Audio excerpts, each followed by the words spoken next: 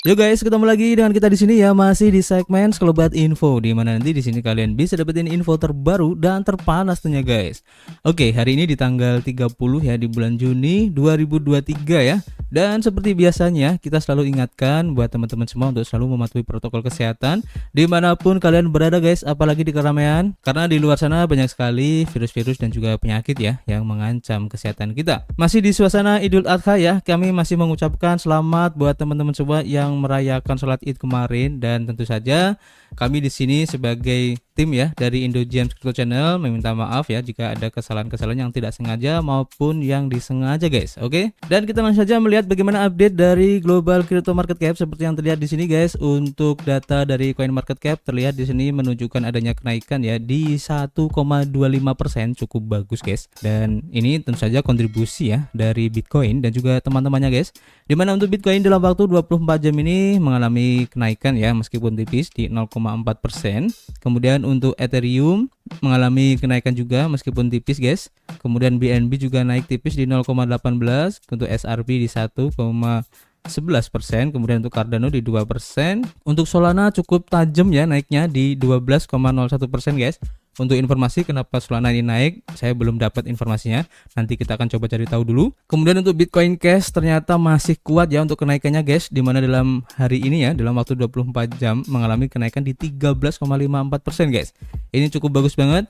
Dan secara rata-rata kalau kita lihat di sini untuk pergerakan altcoin masih mengikuti ya pergerakan dari Bitcoin guys, dan pergerakannya tidak terlalu jauh antara 1-2% guys ya.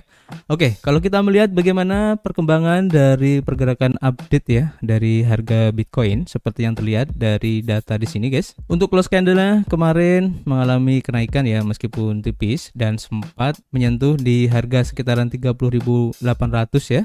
Kemudian turun dan close candle di sekitar harga 30.480 guys. Dan kalau kita lihat di sini sepertinya akan membentuk suatu flag ya. Dan ini flagnya kalau menurut saya pribadi bagus ya. Nanti kalau kita lihat di sini atau kita tarik garis di sini, kemudian kita tarik garis di sini, kemudian akan ada sideways di sekitaran sini guys, sekitar 30.400. Nah, di sini nanti kita lihat perkembangannya bagaimana, apakah akan menembus ke atas atau akan menembus ke bawah. Jadi untuk beberapa hari ke depan ini akan menjadi penentu ya, kira-kira mau dibawa kemana untuk Bitcoin ini guys.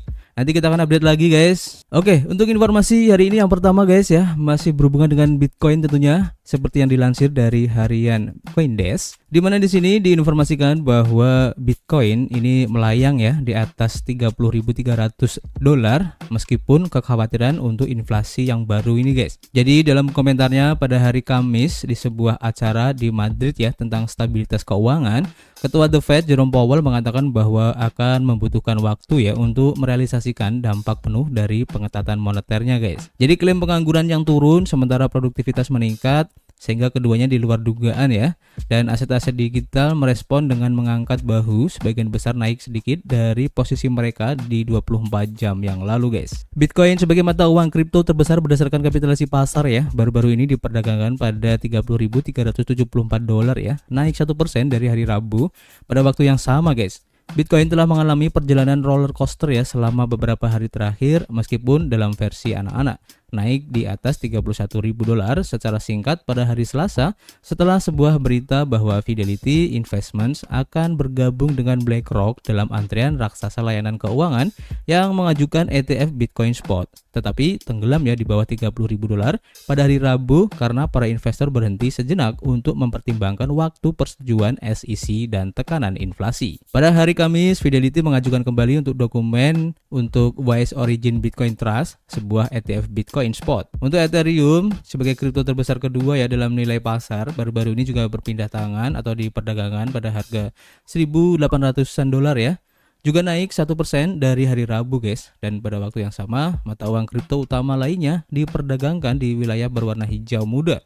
Meskipun Solana sebagai token dari blockchain kontrak pintar Solana baru-baru ini melonjak lebih dari 10% guys. Seperti yang dilaporkan ya oleh CoinDesk pada hari Kamis, pedagang kripto di blockchain Solana telah mengikuti contoh kegemaran Liquid Staking Token atau LST dari Ethereum ya, dengan memanfaatkan turunan token Solana mereka ya untuk mendapatkan hasil yang tinggi melalui proses leverage ulang yang tumpul. Kemunculan tren ini mengikuti rilis Drift Protocol pada hari Selasa ya untuk layanan baru yang dikenal sebagai super staking yang mengemas seluruh siklus menjadi operasi satu klik. Pasar ekuitas bervariasi dengan Dow Jones Industrial Average atau DJIA dan S&P 500 masing-masing naik 0,6% dan 0,2% karena data ekonomi Amerika Serikat yang optimis guys. Produk domestik bruto atau PDB untuk kuartal pertama direvisi naik menjadi 2%, melampaui ekspektasi pertumbuhan di 1,4%. Dan Departemen Tenaga Kerja mengumumkan bahwa klaim pengangguran untuk pekan yang terakhir 24 Juni turun 26.000 menjadi 239.000. Penurunan terbesar sejak Oktober 2021 dan di bawah ekspektasi 265.000. Kedua angka tersebut mematahkan harapan ya bahwa ekonomi mendingin dan inflasi akan terus berkurang, sehingga memungkinkan bank sentral untuk menunda kenaikan suku bunga yang telah sangat membebani pasar aset. Pada konferensi keempat Banco de España tentang stabilitas keuangan, Ketua Federal Reserve Jerome Powell mencatat ketidakpastian bank sentral tentang obat inflasi yang tepat ya dalam beberapa bulan ke depan. Meskipun ia telah menyarankan dalam beberapa minggu terakhir bahwa The Fed akan menaikkan suku bunga dalam beberapa bulan mendatang. Dalam sebuah email ya ke CoinDesk awal pekan ini, Stephanie Aulet sebagai CEO platform kripto yang berbasis di Toronto menulis bahwa BlackRock dan aplikasi ETF lainnya telah menopang pasar. Dalam pandangan mereka, manfaat tambahan terbesar bagi industri dari ETF spot yang berbasis di Amerika Serikat adalah masuknya beberapa perusahaan perdagangan yang paling dihormati guys di dunia ke dalam ruang angkasa ini. Terlepas dari pasar bearish dan berita utama yang menghebohkan selama 18 bulan guys, tulis Aulet. Aulet juga menambahkan, retail memiliki lebih banyak metode untuk mendapatkan exposure pasif ke Bitcoin. Meskipun beberapa investor retail yang berdomisili di Amerika Serikat sekarang itu dapat membeli ETF Amerika Serikat melalui akun pialang dasar mereka. Kami melihat penerimaan berkelanjutan dari kelas aset ini oleh perusahaan seperti BlackRock dan Fidelity sebagai kisah nyata guys. Jadi semakin menarik ya mengikuti perkembangan dari Bitcoin ini. Dan selanjutnya masih berhubungan dengan Bitcoin juga ya, seperti yang dilansir dari harian You.Today, di mana untuk rasio dari Ethereum terhadap Bitcoin berjangka ini akan diluncurkan ya oleh CME, dan inilah waktunya guys. Jadi CME Group sebagai pemain dominan di pasar derivatif global sedang mempersiapkan untuk memperkenalkan Ethereum Bitcoin rasio berjangka atau futures ya pada tanggal 31 Juli guys, setelah mendapat izin dari regulator.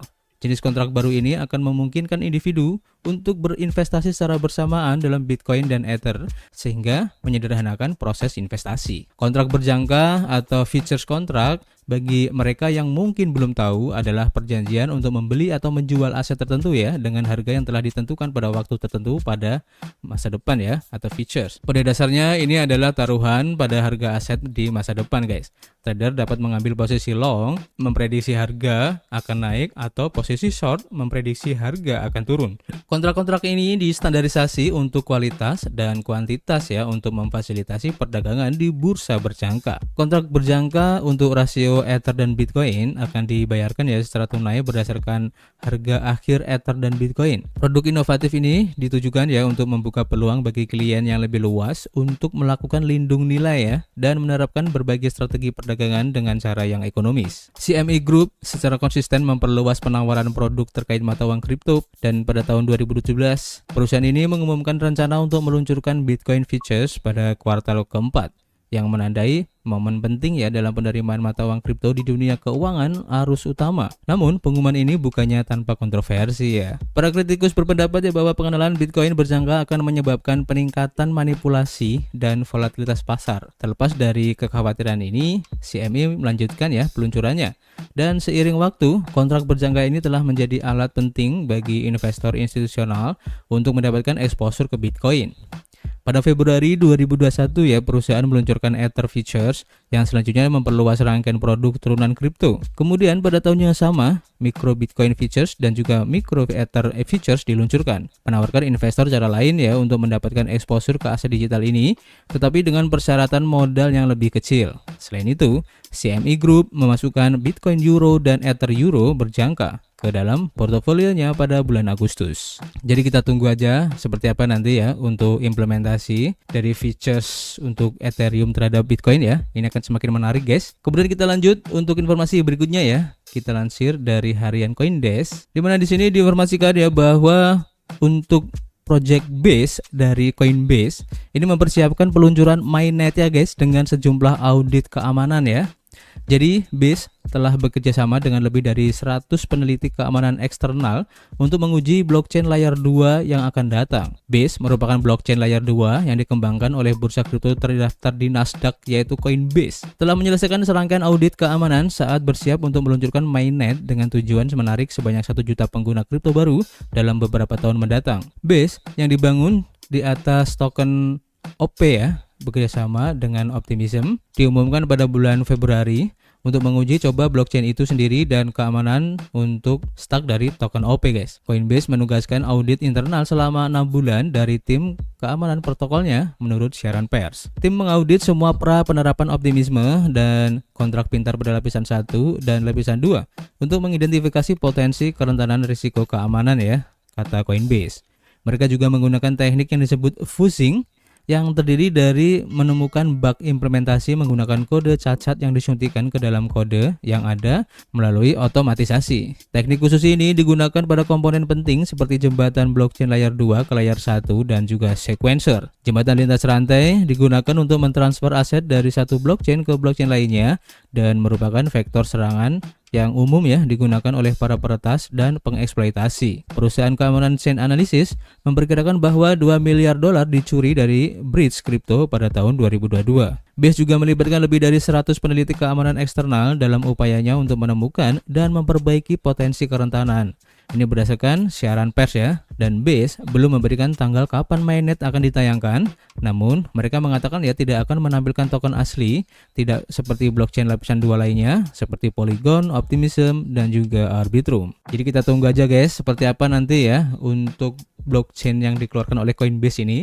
Ini akan keren banget dan akan menjadi kompetitor yang cukup kuat ya untuk Polygon, Optimism, Arbitrum ataupun blockchain layer 2 lainnya ya dari Ethereum guys. Ini akan keren banget. Kita lanjut untuk informasi berikutnya. Kita lansir dari harian CryptoSlate, di mana di sini diinformasikan ya bahwa Vodafone ini mengkonfirmasi rumor ya rencana untuk NFT Cardano. Jadi cabang perusahaan telekomunikasi Jerman ini berencana menggunakan blockchain Cardano ya untuk koleksi NFT pertamanya. Vodafone Jerman, sebuah perusahaan telekomunikasi besar, mengumumkan rencana untuk meluncurkan serangkaian token non-fungible berbasis Cardano pada 28 Juni. Di saluran Discord perusahaan, seorang perwakilan yang menyatakan, "Iya, kami berencana untuk merilis koleksi NFT tahun ini dan ingin memanfaatkan rantai Cardano ya untuk ini." Perwakilan tersebut mengatakan ya bahwa Vodafone Jerman memilih blockchain Cardano ya karena komunitas, keberlanjutan, dan juga kemungkinan lintas rantainya. Perwakilan tersebut menyatakan bahwa rencana Vodafone masih dalam tahap awal. Dia mengatakan bahwa perusahaan belum memutuskan ya kegunaan dan manfaat apa yang akan dibawa oleh token tersebut, tetapi mencatat bahwa 1000 anggota pertama di komunitas Discord akan menerima hadiahnya guys. Dia juga menyarankan bahwa proyek ini terbatas pada Vodafone Jerman saat ini, tetapi mencatat bahwa perusahaan sedang mencari cara ya untuk memasukkan anggota komunitas internasional. Perwakilan tersebut menambahkan bahwa tidak akan ada whitelist yang membatasi akses. Perwakilan tersebut memperingatkan publik untuk tidak mengklik tautan airdrop apapun yang menyeratkan bahwa token apapun yang tampaknya terkait dengan proyek tersebut adalah penipuan. Rumor seputar rencana Vodafone muncul sebelumnya ya pada 27 Juni kemarin ketika akun Twitter perusahaan ditautkan ke server Discord untuk mengantisipasi pengumumannya. Vodafone adalah perusahaan telekomunikasi terbesar ke-9 di dunia. Perusahaan ini menghasilkan pendapatan sekitar 52,2 miliar dolar pada tahun 2020 menurut laporan tahunannya pada tahun itu. Dengan demikian ya, proyek ini merupakan contoh adopsi yang penting dan menghadirkan peluang bagi anggota industri kripto. Patrick Tobler, sebagai pendiri dan juga CEO platform pembuatan NFT NMKR, mengomentari berita tersebut pada 28 Juni. Dia mengonfirmasi ya kepada CryptoSlate bahwa perusahaannya akan bertanggung jawab langsung untuk mencetak NFT dalam koleksi Vodafone. CryptoSlate juga menghubungi perusahaan pengembangan resmi Cardano yaitu IOHK untuk menentukan apakah mereka terlibat dalam proyek tersebut, dan IOHK tidak memberikan tanggapan pada saat pers. Jadi kita tunggu aja guys, apakah benar nanti Vodafone ini akan menggunakan blockchain Cardano ya untuk proyek NFT-nya. Ini akan keren banget ya, tentu saja untuk ekosistem dari Cardano guys. Kemudian kita lanjut ke informasi berikutnya ya. Kita lansir dari harian watcher.guru, di mana di sini diinformasikan ya bahwa Fidelity guys secara resmi telah mengajukan ETF spot Bitcoin. Jadi menyusul laporan sebelumnya yang mengenai proses pengajuan manajer aset senilai 4,2 triliun dolar yaitu Fidelity secara resmi telah mengajukan permohonan untuk membuat ETF Bitcoin. Perusahaan ini diperkirakan akan mengajukan permohonan ke Komisi Sekuritas dan Bursa Amerika Serikat SEC minggu ini. Dan pengajuannya secara resmi dilakukan hari ini guys. Langkah ini mengikuti penindakan serupa yang dilakukan oleh sesama raksasa manajemen aset yaitu BlackRock.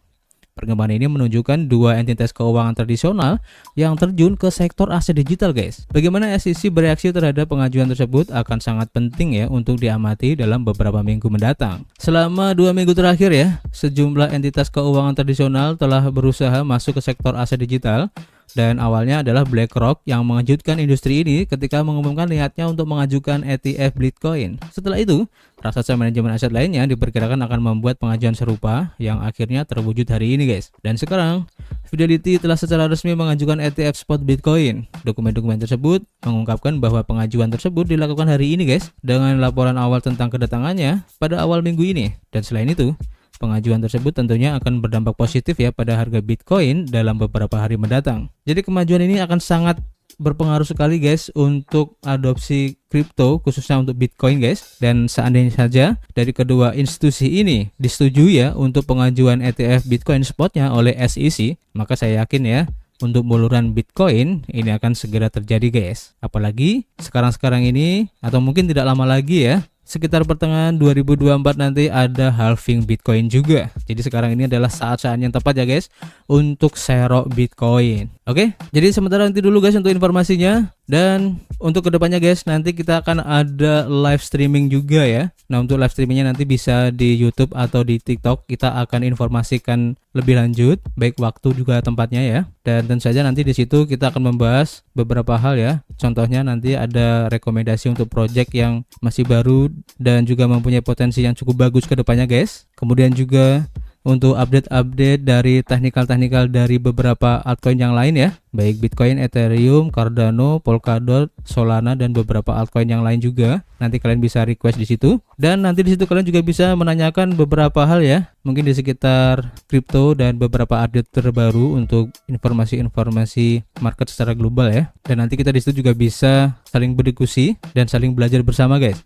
Karena kami di sini bukanlah expert ya dalam hal blockchain dan juga ekonomi. Jadi mari kita belajar bersama-sama guys. Dan kita cari peluang bersama-sama juga. Karena kalau kita bisa mengetahui peluang di awal, maka opportunity yang akan kita dapatkan itu akan lebih besar ya, dibandingkan dengan orang-orang ataupun teman-teman yang mengetahuinya di akhir-akhir guys. Oke, jadi seperti biasa kita masih menunggu ya kritik dan saran kalian di kolom komentar. Nanti kita bisa ngobrol banyak di dalamnya. Dan seperti biasa guys, kita akan ketemu lagi di informasi berikutnya. Peace.